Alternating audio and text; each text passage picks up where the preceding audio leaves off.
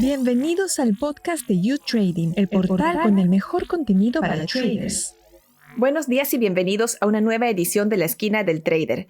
Yo soy Estefanía Gosser y en el programa de hoy vamos a hablar de una situación que tiene en vilo a la economía mundial, las tensiones entre Rusia y Ucrania. Rusia y Ucrania tienen las relaciones enfriadas desde 2014, cuando Rusia se anexó la península de Crimea, aprovechando un vacío de poder que había en Ucrania. Desde entonces ha habido enfrentamientos en la zona fronteriza, con temporadas más y menos activas, pero en las últimas semanas han surgido preocupaciones sobre una posible invasión militar rusa a Ucrania. Unos 100.000 soldados rusos se encuentran en la frontera, según Estados Unidos y la OTAN. Estas fuerzas han permanecido ahí pese a las continuas advertencias de los presidentes de Estados Unidos y de Europa, que temen que Rusia se anime a invadir Ucrania. Un conflicto entre estos dos países conllevaría consecuencias económicas a nivel mundial. Así que para conocer más de este tema, hoy en el podcast tenemos a Alberto Pérez Vadillo. Bienvenido, Alberto. Muchas gracias, Estefanía. Un placer estar aquí. Un placer tenerte aquí, Alberto. Alberto es investigador y consultor en Oxford Business Group, que es una consultora que se especializa en brindar informes y análisis sobre países fuera de Europa. Él ha trabajado en el Instituto Español de Comercio Exterior y en la OTAN, justamente en las áreas de relaciones con Rusia.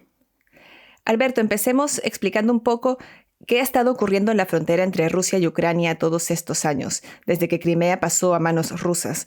¿Ha habido un conflicto armado todo este tiempo? Bueno, tenemos que diferenciar fundamentalmente entre la anexión de Crimea en 2014 y luego todos los episodios que se han vivido de desestabilización en el área conocida como Donbass.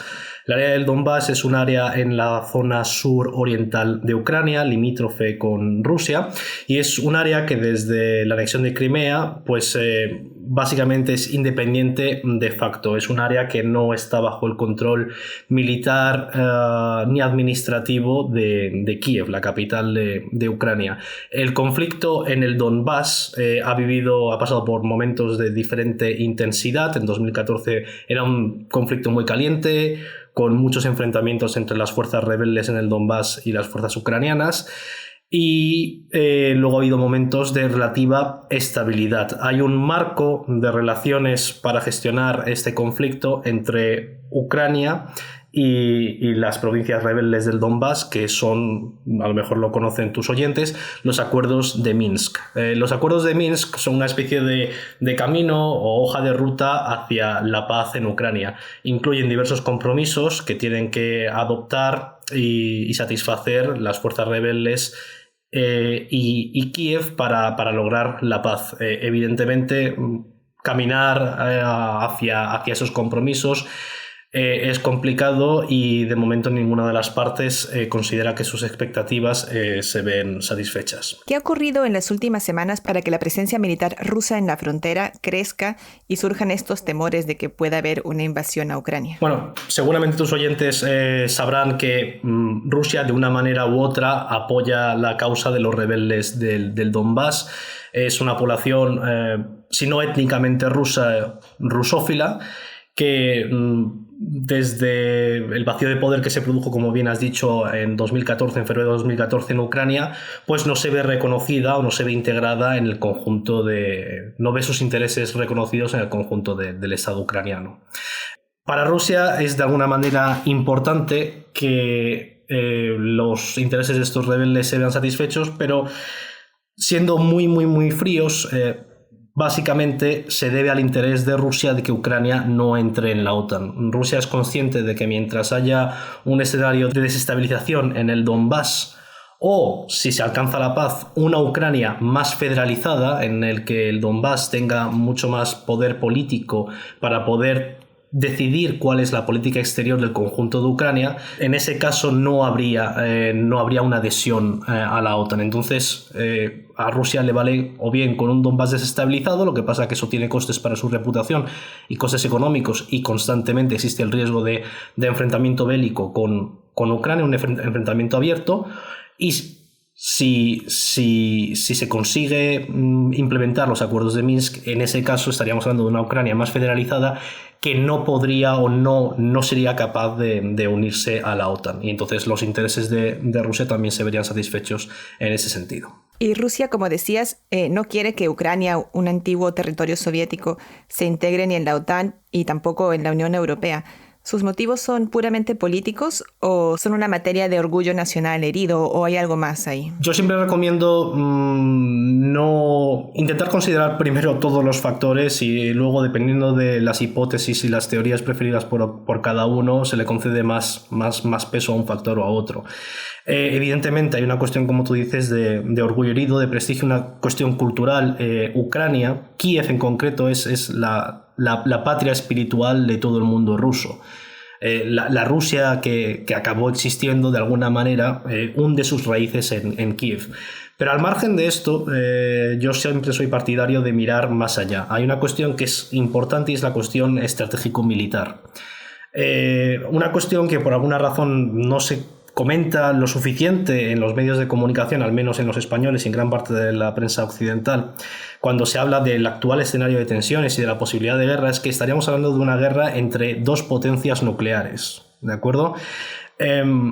Si Ucrania en algún momento llegase a ser parte de la OTAN o a través de algún acuerdo bilateral Estados Unidos pudiese desplegar sus estructuras militares en Ucrania, estaríamos hablando de la posibilidad de que se plantasen fuerzas nucleares a las puertas de Rusia.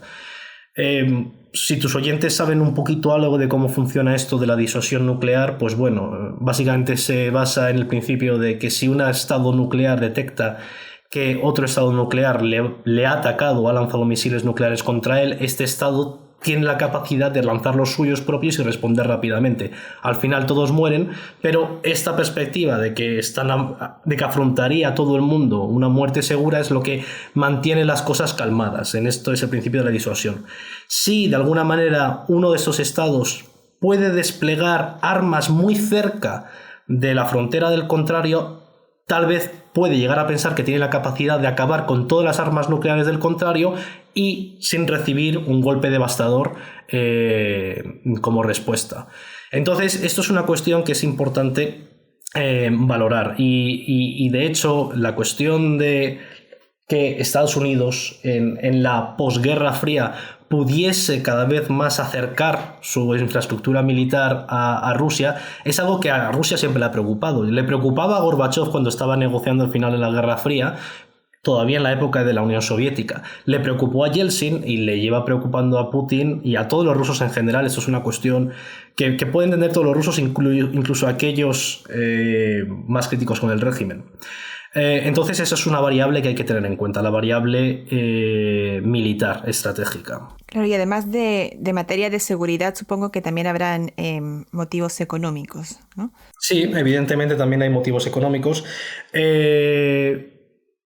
Imagino que tienes en la cabeza la cuestión del gas. Por una parte, el gas ruso que va a Europa durante mucho tiempo ha dependido y todavía sigue dependiendo del tránsito por Ucrania.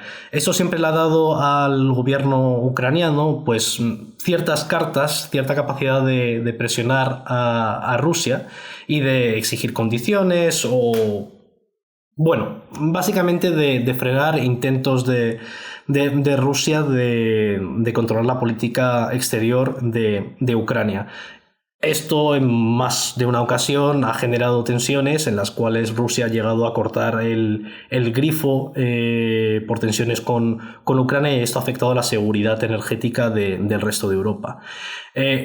Como imagino que tus oyentes a lo mejor han oído, desde hace bastante tiempo se desarrolla un gasoducto alternativo que evita Ucrania y va directamente a Alemania, es el Nord Stream 2, y de alguna manera aquellos en la OTAN y en Occidente más cercanos a las tesis, a los intereses de Ucrania, siempre han visto con malos ojos este gasoducto, porque lo que permitiría a Rusia es de manera efectiva no depender de Ucrania de ninguna manera en sus tratos energéticos con Alemania y con el resto de Europa, de forma que Ucrania perdería una fuente de influencia y un posible escudo frente a las injerencias del Kremlin. Ahora que Europa vive una crisis energética, estamos además en pleno invierno, que es cuando más se consume gas. Bueno, hemos visto también que Biden, el presidente de Estados Unidos, ha estado tomando medidas para ver qué alternativas de fuentes de gas hay en caso de que Putin cierre el gasoducto.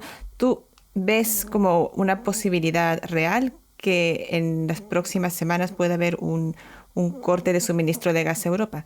No creo que esté en el interés de Rusia cortar el suministro de gas de una manera que pueda dañar sus propios intereses económicos. Tenemos que recordar que una muy importante parte de los ingresos del Estado ruso es precisamente el comercio de petróleo y de gas con otras economías, incluyendo con la Unión Europea. En el pasado sí ha habido casos en los que por conflicto con Ucrania se ha restringido de alguna manera el flujo de gas, y esto ha terminado impactando tanto la seguridad energética de Europa como los intereses económicos de Ucrania. Yo creo que Putin en esta ocasión tal vez no recurra a eso. Hay una cosa que tenemos que tener en cuenta en todo este escenario de crisis. Lo que Putin ha tratado, lo que Rusia está tratando de hacer es obtener la atención de Biden en un momento en el que, bueno, se ha cumplido hace poco el aniversario de la llegada de Biden a la Casa Blanca. Y es importante tanto para Kiev como para Moscú saber por dónde respira Biden y en qué medida Biden va a seguir pendiente de la seguridad y de la cuestión de seguridad en Europa, o va a virar ya definitivamente hacia Asia-Pacífico.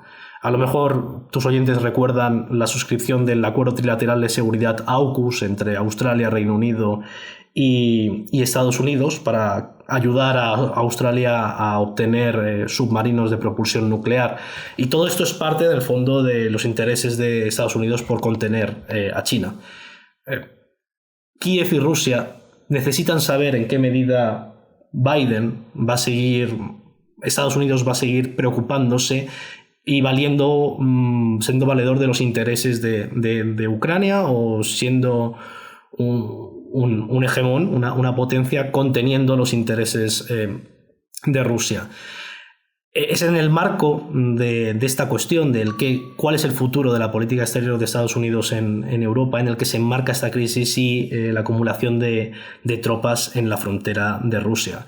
Esto es un intento de Moscú de acaparar toda la atención y decir: tenemos que volver a sentarnos porque hay cosas de las que tenemos que hablar. Y hace unas 3 semanas, el Kremlin volvió a hacer lo que lleva haciendo periódicamente cada década: presentar un documento de máximos, el que presentó hace 3 semanas, en el que vuelve a decir que la OTAN y Estados Unidos, la OTAN tiene que formalmente comprometerse a no invitar a Ucrania a la alianza.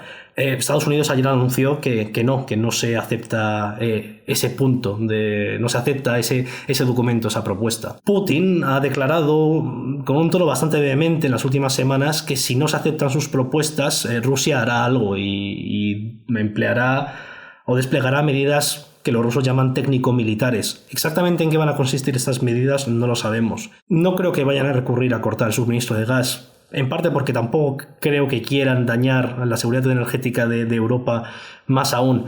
Lo que sí es posible es que a lo mejor, de alguna manera desestabilicen la situación entre bambalinas en el Donbass, y si la situación se desestabiliza mucho, a lo mejor Rusia decide de alguna manera establecer una presencia firme sobre el terreno y sobre todo visible y oficial. Y los mercados no actúan siempre en cuanto a hechos, sino a sensaciones, ¿no? Y sobre todo incertidumbre, y toda esta tensión está creando bastante incertidumbre.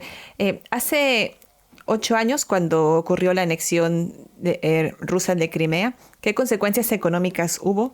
¿Y crees que puede haber las mismas ahora? Las consecuencias económicas por aquel entonces, creo recordar, no fueron tan negativas o devastadoras. Evidentemente, los mercados reaccionan a todos estos estímulos de una manera. La volatilidad suele incrementarse, ¿vale? La última vez que ocurrió todo esto, lo que vimos fue una caída de los precios del petróleo pero no fue provocada por la anexión de Crimea, sino por otros factores contextuales. Ahora lo que estamos viendo es precisamente lo contrario, es una subida del aumento de los precios del petróleo por miedo a que pueda ocurrir en el marco de un conflicto militar, pueda haber una reducción de la producción de petróleo. En este caso lo que podemos ver y lo que estamos viendo ahora es un aumento de la inflación. A nivel de la política, a nivel de la economía rusa, evidentemente, igual que la última vez, lo que estamos viendo es un deterioro constante del rublo. Y la gran cuestión que a lo mejor puede también afectar los intereses de ciertos inversores que estén expuestos a deuda rusa es qué tipo de sanciones puede haber en caso de que el Kremlin tome medidas sin ninguna de sus peticiones, las oficiales o las extraoficiales que seguramente están canalizando por otros canales, no se toman en cuenta. Y para acabar, Alberto, hablemos de las sanciones. En 2014, cuando ocurrió la anexión de Crimea, se impusieron sanciones a Rusia, como prohibir la financiación a bancos estatales rusos y empresas como a Gazprom, ¿no? Pero ¿qué tan disuasorias fueron las sanciones entonces y qué idea nos pueden dar de qué tan disuasorias serán las que se pongan ahora, si es que se ponen, como está diciendo Biden y otros presidentes europeos? La cuestión con el régimen de sanciones que está desplegado contra Rusia desde 2014, fundamentalmente el Estado ruso y la economía rusa ha sido bastante resiliente y ha sido capaz de adaptarse. Estas sanciones, cuando se formularon, no podían razonablemente tener un efecto de shock, de un empeoramiento palpable y rápido de la situación económica del país. Evidentemente, los rusos han perdido cierto poder adquisitivo, pero lo más importante de las sanciones de entonces es que lo que generan es miedo a los inversores. Cualquier anuncio sobre sanciones te provoca la caída del rublo. Cuando cae la moneda local, el invertir en el país que sea es mucho menos atractivo, porque entonces tienes una pérdida al retornar la inversión.